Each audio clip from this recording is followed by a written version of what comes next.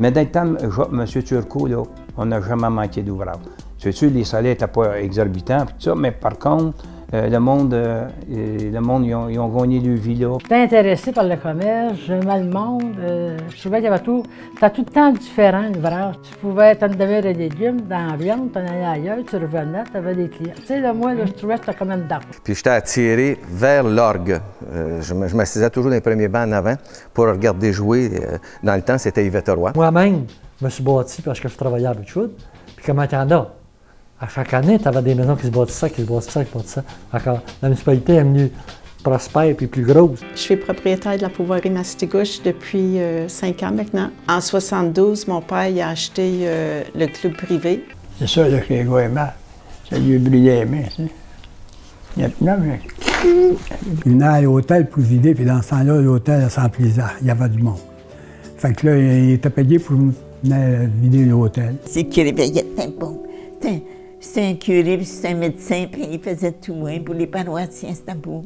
De 1930 à 1949, 19 ans, il s'est construit 34 maisons. Encore notre voisin, Julien Lombré, il travaillait là-dessus avec son beau-frère, Anatole. Là. Je me rappelle Anatole Prescott, qui creusait à Pelleron pour emmener la tranchée, emmener l'eau à la maison. Le bois, jusqu'il y avait des nœuds, puis il coupait les nœuds pour faire des pattes. Mais s'il restait qu'un petit bout, il l'envoyait aux cannelles. C'est pour ça que c'était payant des cannelles. Je peux vous dire, les obstacles que j'ai rencontrés au tout début, je trouvais que c'était vraiment un monde d'hommes. Mettons qu'on était à 100 employés, puis là, tu as tombé à 70, puis là, tu as tombé à 50, puis là, tu as tombé à 40, puis là, tu as tombé à une trentaine. Puis là, une trentaine, tu ne vas pas faire vivre tout ça, là, cette grosse compagnie-là.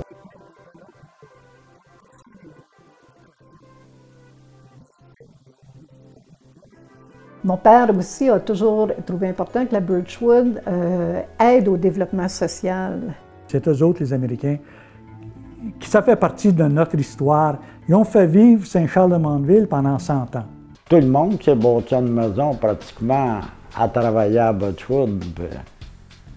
Ils sont mariés, ont bâti une maison, puis on ça. Moi, c'est des super belles années, ça. Je me promenais quand j'étais jeune, il n'y avait aucune bâtisse dans les montagnes, c'était juste du bois. Aujourd'hui, j'ai fait le recensement avec mes filles, puis... Et Caroline, qu'on reste surpris qu'il y a du monde.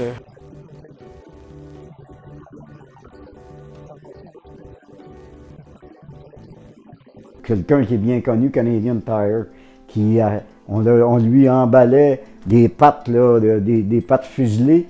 Il annonçait ça, il y a des gars qui passaient avec des haut-parleurs sur un char, là, puis la semaine prochaine, au manoir Saint-Jean, il faisait toutes les rangs, ces affaires-là. C'était tout le temps bien plein.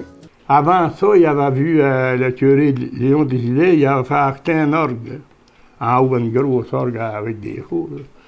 Ça se peut d'être fameux, mais ça m'a marqué. Les gens qui travaillaient à l'usine, j'ai toujours trouvé, pour le peu que j'étais là, qu'ils étaient très heureux.